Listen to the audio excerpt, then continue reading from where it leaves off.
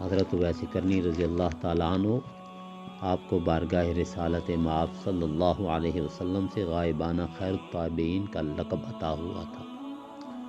صحیح مسلم میں ہے کہ حضرت عمر رضی اللہ تعالیٰ عنہ سے مروی ہے کہ حضور نبی اکرم صلی اللہ علیہ وسلم نے فرمایا، اویس کے پاس جانا اور میری امت کے لیے ان سے بخشش کی دعا کروانا۔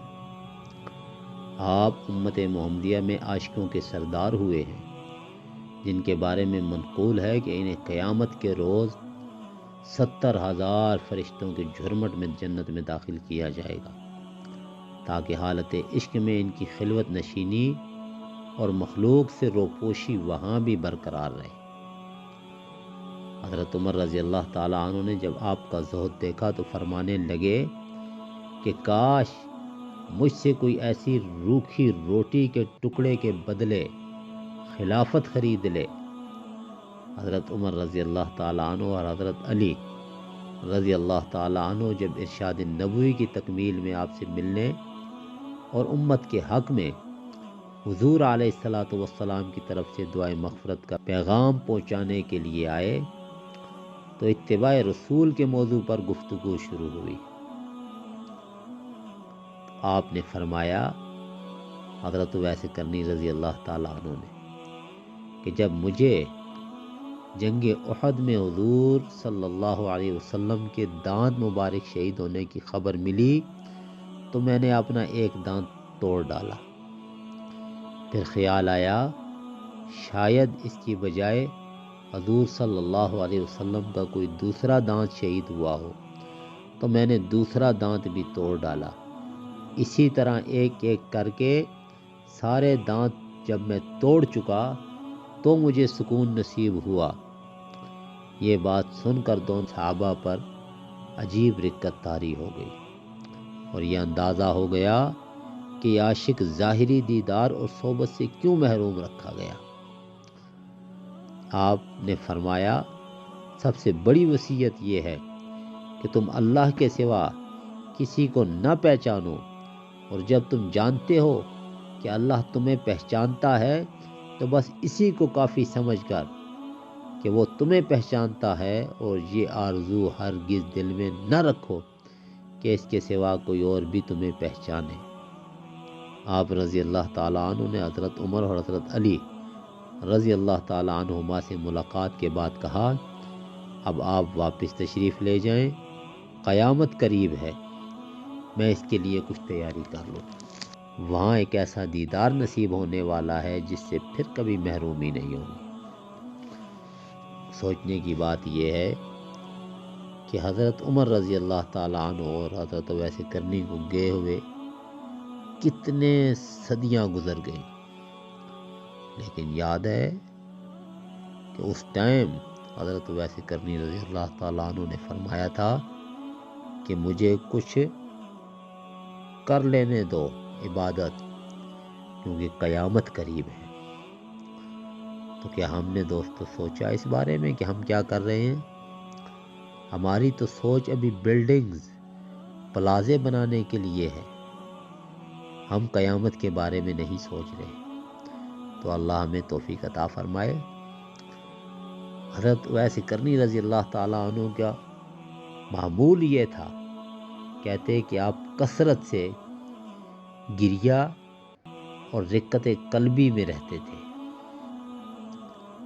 حضرت حرم بن حیان رحمۃ اللہ علیہ ایک بار آپ کے پاس حاضر خدمت ہوئے اور کچھ نصیحت فرمانے کے لیے بہت اصرار کرتے رہے کہ سرکار مجھے کچھ بتائیں، حضرت مجھے کچھ بتائیں۔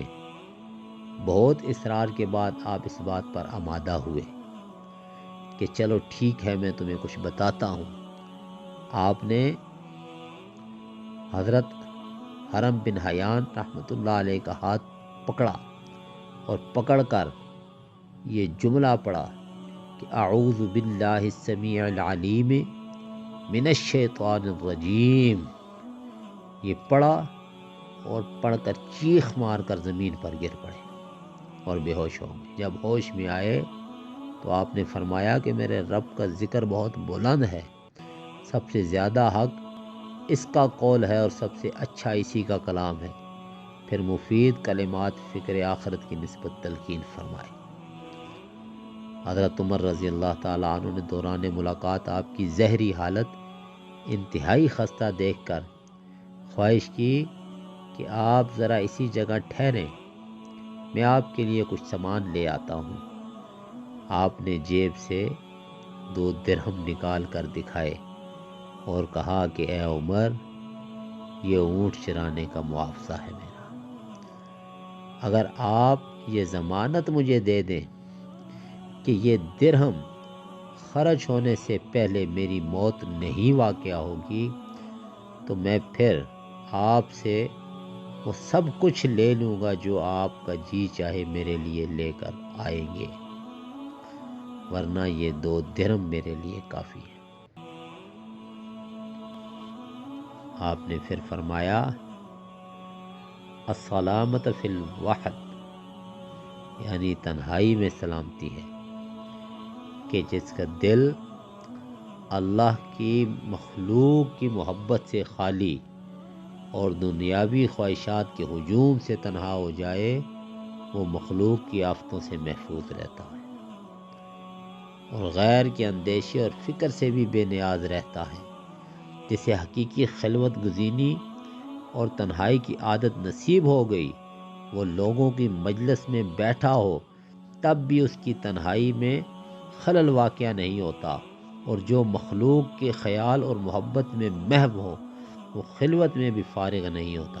اس لیے آپ نے فرمایا علیک بالقلب، یعنی اپنے دل کی حفاظت کر۔ جس دل کو محبت الہی کی دولت نصیب ہو جائے، ایسے انسانوں سے ملنا جلنا نقصان نہیں دیتا، اور جو مخلوق کی محبت میں گرفتار ہو جائے، اس کے دل پر اللہ کی محبت کا گزر نہیں ہوتا۔ ارشاد باری تعالی الیس اللہ بکاف عبدہ، کیا اللہ اپنے بندے کے لیے کافی نہ ہے؟ آپ عاشق محبت کا وہ پیکر اتم ہیں جنہیں سرکار دو عالم صلی اللہ علیہ وسلم کی قربت اور حضوری حاصل ہوئی۔ فرط محبت میں جنون کا غلبہ ہوتا تو آپ کا یہ حال ہو جاتا کہ آپ دیوانوں کی طرح گلیوں میں ننگے پاؤں نکل پڑتے، ننگے پاؤں بھٹکتے، کبھی ادھر جاتے کبھی ادھر جاتے، کبھی اس کے در کبھی اس کے در۔ پریشان اور خستہ حال دیکھ کر لڑکے مجنوں سمجھتے اور پتھر مارتے، جن سے خون بہنے لگتا۔ ایک روز آپ رک گئے اور بچوں سے فرمانے لگے کہ مجھے بڑے پتھروں سے نہیں، چھوٹے چھوٹے پتھروں سے مارا کرو۔ ان میں سے کسی نے کہا کہ اے اویس، کیا تیرے دعوے عشق کی یہی حقیقت ہے کہ بڑے پتھروں کی تکلیف سے خوف زدہ ہو گئے ہو؟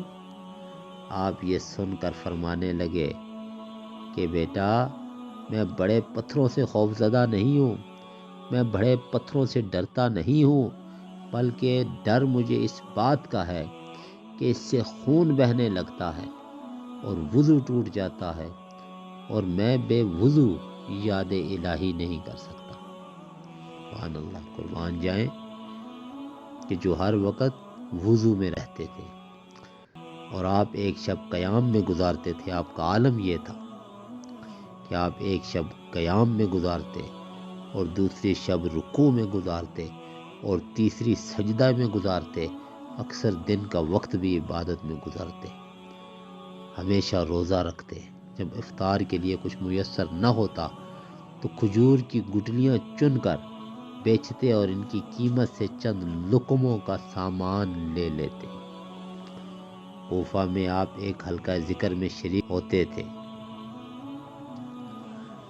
تو یہ تھے حضرت اویس کرنی رضی اللہ تعالیٰ عنہ، کہ جن کے حضور نبی اکرم صلی اللہ علیہ وسلم سے والہانہ محبت کا یہ عالم تھا کہ آپ حضور نبی اکرم صلی اللہ علیہ وسلم سے ظاہری ملاقات نہ کر سکے، لیکن آپ کو حضور کی ایک ایک ادا، ایک ایک انداز یاد تھا بلکہ آپ کی آنکھوں کے سامنے تھا۔ تو اللہ تبارک و تعالی ہمیں بھی ایسا پکا سچا عشق نصیب فرمائے، اور انہی کے صدقے اللہ ہماری اور ہماری نسلوں کی بھی بخشش فرمائے۔ آمین ثم آمین۔